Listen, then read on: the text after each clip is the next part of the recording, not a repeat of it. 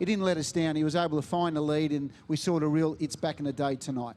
Oh, look, if you go back through his form, he had classes on these horses. Last week was a bit disappointing, but he did have a big prep early. He was in Tassie his first 2 starts after 12 months, and then coming back over here, he was just a bit flat, and we didn't expect that. He was well on himself, but obviously the horse is back and nice sizzle and half. So yeah, 54.9 last half. You got a pretty 7-point lead time, then 29.3, 33.3. You really got a nice little breather there. He's not, his first 100 metres, he's not blistering out of the gate, is he? He just sort of winds up to it. I've never, ever asked him out. It was the first night we've actually let him go, but there was plenty left, and obviously he was always going to find the front, so I didn't really have to put the stick on his ass and ask him. So I reckon there's a new hidden trick with him. Yeah, he's a big horse, got a bit of age on him, but very well looked after. He hasn't had a lot of racing. Very, very light race. He's probably one of the hardest horses I've actually ever seen Dad to train. He's very finicky, and he does a big job. If he asked me to train him, I wouldn't even look at it. He's very, very hard to deal with.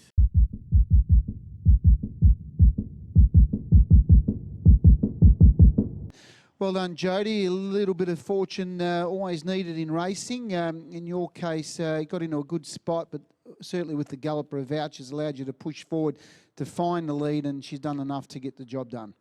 Yeah, Rob, I just had to watch her a little bit early out of the gate, but she paced quite good. She just got beaten for sort of natural speed early, and yeah, she was going to lob handy, and yeah, we had a bit of fortune went our way when the other one broke. But look, she was very strong to the line, and she only just dashed up the straight. She felt like she would have went another 400 like that. Yeah, she's only little in stature, but not a lot of racing. That was her 15th start, 4 wins and 3 placings, and she certainly shows that she's got the ability to go on and win plenty more yet.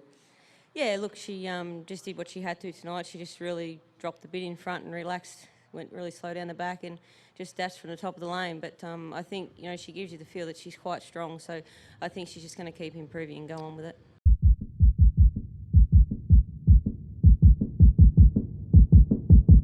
Well done. Thanks, Robbie. Yeah, probably waking up with a spring in our step only because we're working about 10 horses. It makes it a bit easier for us. So, no, it's good to be having a good run. Yeah, well, that race there worked out really well early for you. You got into a great spot, and you would have been saying a few Hail Marys because the leader obviously started to compound, and you then had to weave your way through a bit of a passage. Yeah, look, the pace early was pretty solid, and I sort of thought maybe John's horse would get a little bit tired, and once the run sort of all come, I thought, I might have left it a little bit late, but it all panned out once I got through and got a clear run up the inside. I was probably the only horse that was a chance of running into or beating the ones that were way out in front with the soft run. So, yeah, no, he went good.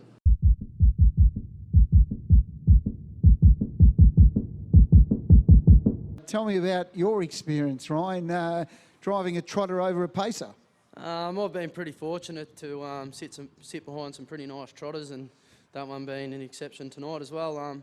I'm a sucker for a trotter. I love trotters when they're full speed. Paces are really good when they're fast, but there's no feeling like a trotter when it's flat out. What is it that gives you that feel, Ryan? Like, I mean, and I've heard it, Gavin Lang. I've heard so many people say exactly the same thing. What is it that gives you that feeling? I think just probably when trotters are at full speed, they're probably a lot more balanced than a pacer. A pacer that goes really fast can probably get a little bit wayward sometimes and shift a lot in the sulky, but when a trotter's flat out, you could, on a nice one, you could probably put a wine glass on its bum and it wouldn't spill a drop. Sky Petite is a trotter that you've had some great success. This horse here, Always Ready, he looks to be heading in the right direction in all indications from what we're seeing of him. Yeah, I'm just fortunate to get the chance from Pat and Anton to sit behind one like that tonight. I've never driven for the camp before at the trials a few times, but I got to probably jump straight up near the top of the list, so I was pretty spoilt tonight. Yeah, I can't be more thankful for that, and yeah, it seems to be going back to what the horse it was as a young horse.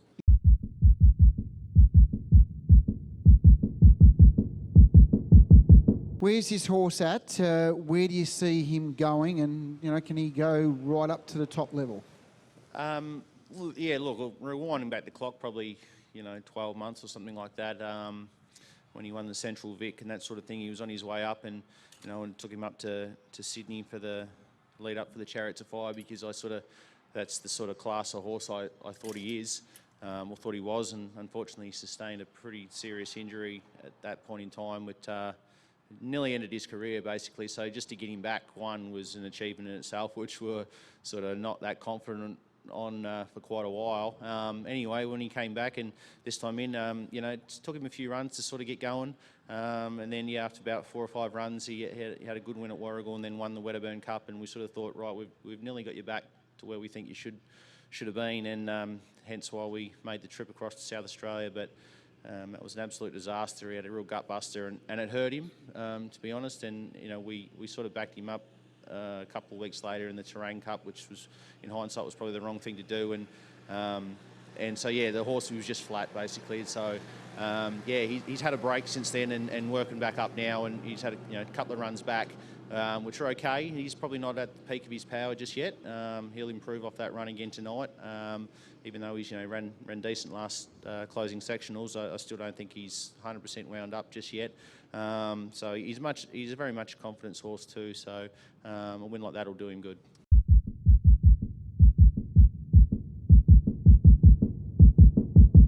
Well done. Yeah, thanks, Rob. Yeah, that night didn't start off great, but it's come good now. So very happy. Really, it was one of those races, no one really 100% sure how that was going to unfold, and that lead time, 7.1 and 27.1, they were humming early, and you were able to just tuck in there and get a little bit of a breather early.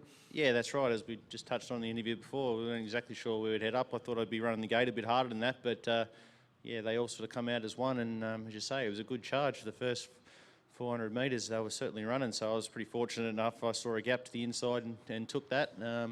Took the easy option first up and paid dividends late. Oh, there's no better way to have your 100th start and bring up a win, because that's exactly what Ego Dan just did. Oh, very good. He's been a lovely horse right throughout his career. He's been much travelled and been to a few different places, and he's done a good job.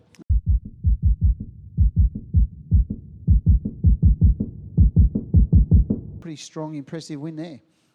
Yeah, that's right, Rob. He's not an easy horse to drive by no means. I feel a bit sorry for Kate. She got time on him and he hung bad, and I can see why, because he sort of wanted to get in from the 400 home and he wanted to get down the sprint lane, that sort of thing. But he's got great ability. He certainly has. I suppose getting to know horses and knowing their little tricks and vices. Have you sort of learnt much from this horse that you've had a feel of him a couple of times now? Or? Yeah, look, that was my first drive on him, but I had a look at the race when Kate got time on him, and she tried to pull him out and he wanted to hang in, and he is dead when he does hang in, so she wouldn't have had any hope of getting him out, and unfortunately she got suspended for it. But that's what some people don't understand until you actually get on and drive him, and just from having that drive on him, I understand, the difficulty that she got herself in. But look, he's the sort of horse, talking to Andy, you got to try and just keep him happy and go with him. Last time he didn't want to score up at all. He was pretty good. He shook his head a little bit behind the second row there, scoring up, but I just tried to give him plenty of room, and that's why I didn't want to run up on their backs in the run, and he was quite keen, but when I pulled him out, he had really good speed.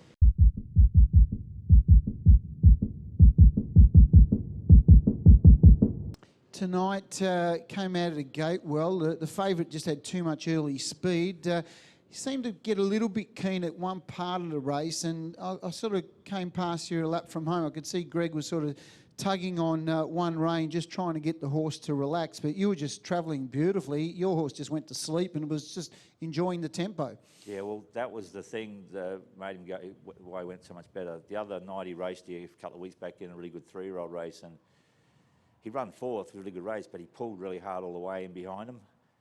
And tonight, when that horse, as soon as we went the first quarter, come up and under 30, and Greg kept slipping away from the field all the time, and I kept thinking, well, it won't run up the straight. So, but the reason I didn't come out the gate was because it was a bit of a game plan.